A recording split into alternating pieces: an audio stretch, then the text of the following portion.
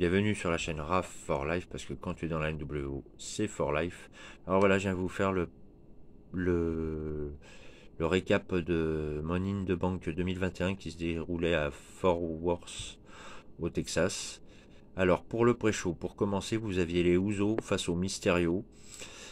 Donc match qui s'est bien déroulé tag team, mais finalement les Usos ont réussi, comme je l'avais pronostiqué, à ravir les ceintures aux Mysterio. Il y a eu un saut de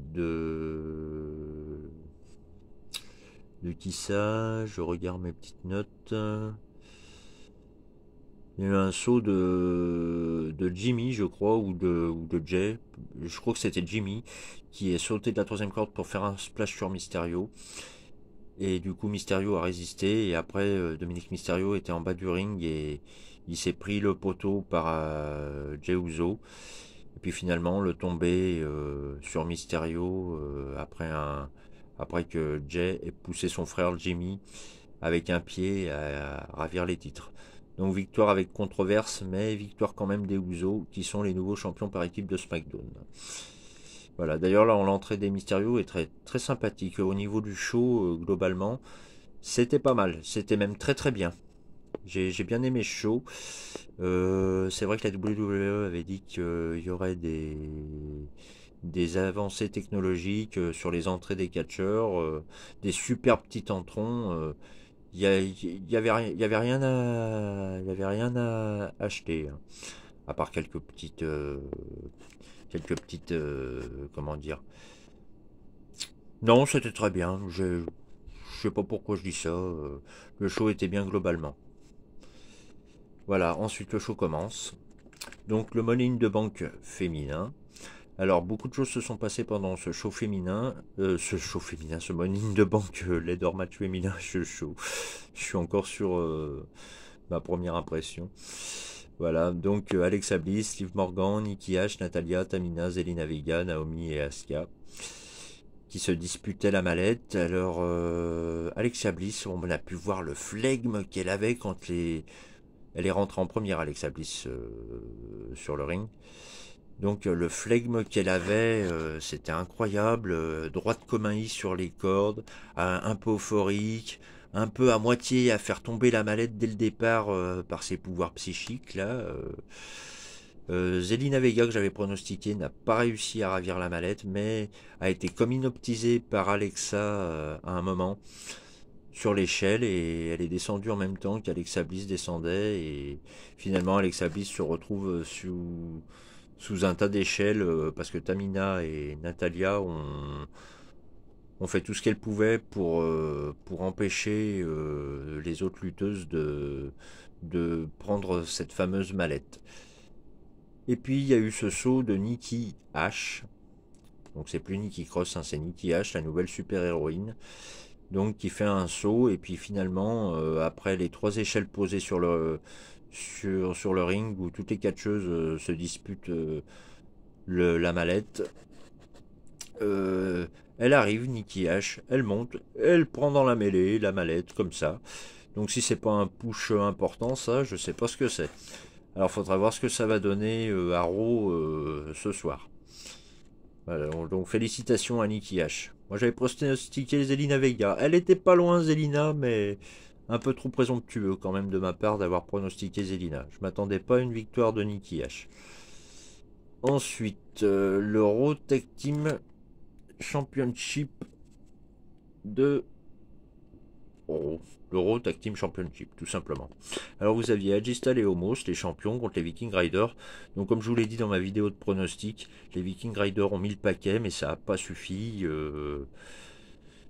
Homos, il a fait sa double hand chokeslam, et voilà. Agistal un peu isolé par moment, qui a réussi à s'en tirer en faisant des tags opportuns avec son partenaire Homos, et finalement il conserve les titres de Raw. Ensuite, le WWE Championship, Kofi Kingston versus Bobby Lashley. Bon bah là, refocus pour Bobby Lashley, remotivation. Faut pas qu'il s'endorme sur ses lauriers à recommencer les mêmes erreurs d'MVP, qui lui fait venir des filles, qui lui fait boire du champagne, tout ça. Enfin, il a le droit, hein, c'est le champion, hein, il fait ce qu'il veut, mais Non, refocus pour Bobby Lashley, clair et net. 3 dominateurs, une Nelson, hein, et Kofi Kingston, il n'y avait plus personne. Hein. Il a été laminé, Kofi Kingston. Laminé. Donc victoire sans surprise de Bobby Lashley. Ensuite, vous avez un replay contre Charlotte Flair pour le championnat féminin de Raw détenu par Rhea Ripley. Donc Rhea Ripley, plutôt cool son arrivée sur le ring. Et puis... Qu'est-ce que je voulais dire?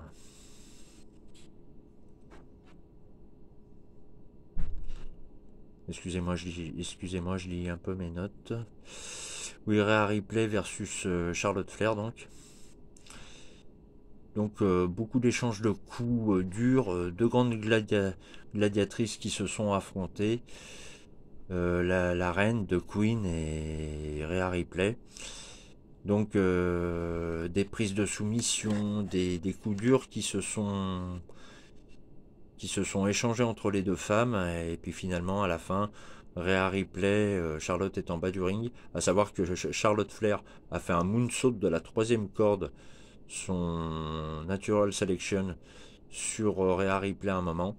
Et puis à la fin, elle bloque Rhea dans le coin du ring et elle lui bloque le pied, la jambe dans les escaliers en acier. Elle tape 3-4 fois dans les marches d'acier et elle porte sa prise en 8. La Rhea Ripley avait plus que d'autres choix de taper. Hein.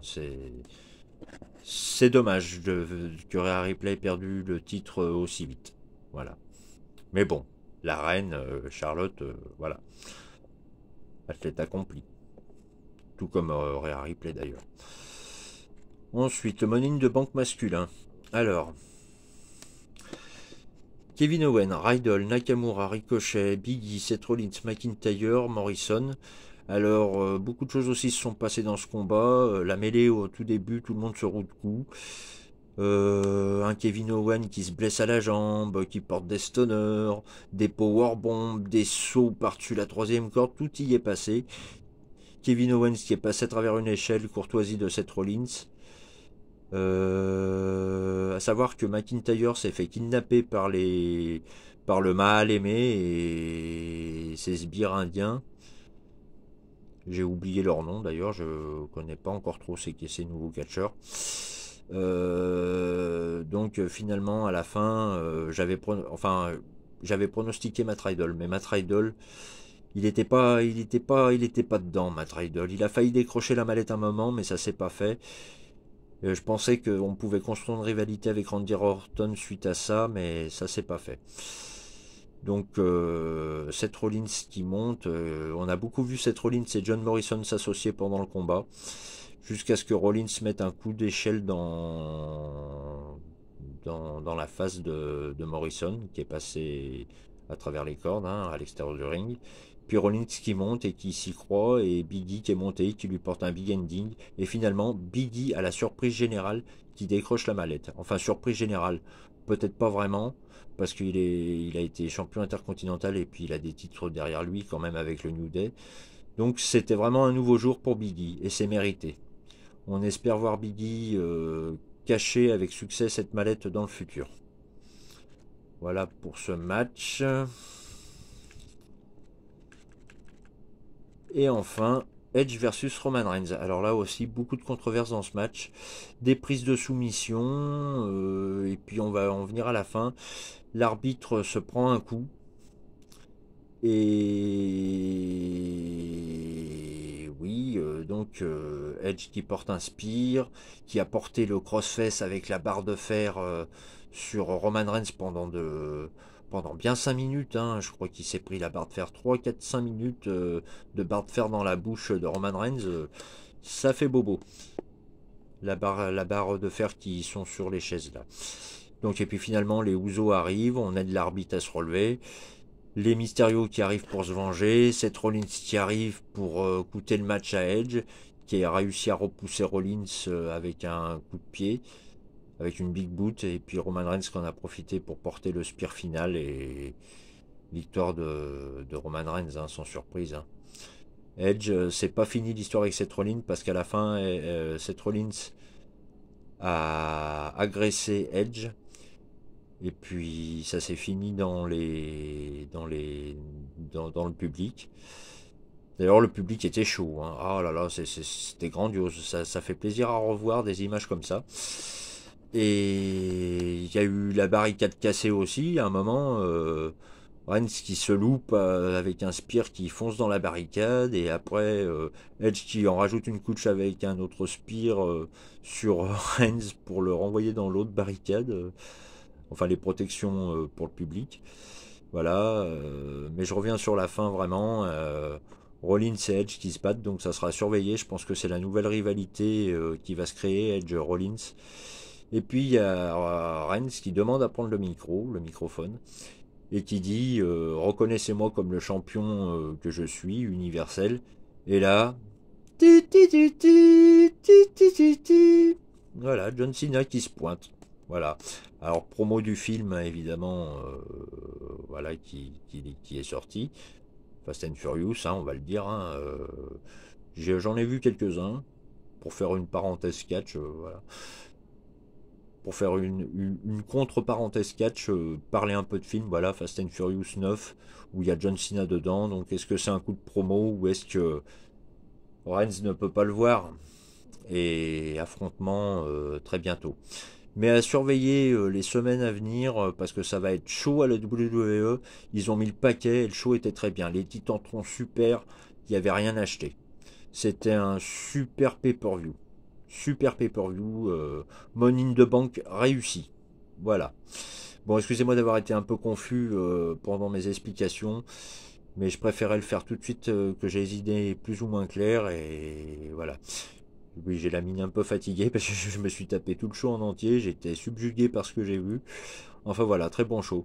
Donc merci aux abonnés, la chaîne c'est RAF for Life, RAF en majuscule, 4 le chiffre, LIFE en majuscule comme la vie. Vous vous abonnez, vous laissez un commentaire, vous mettez un pouce si vous aimez, si vous n'aimez pas ou si vous avez des questions, voilà.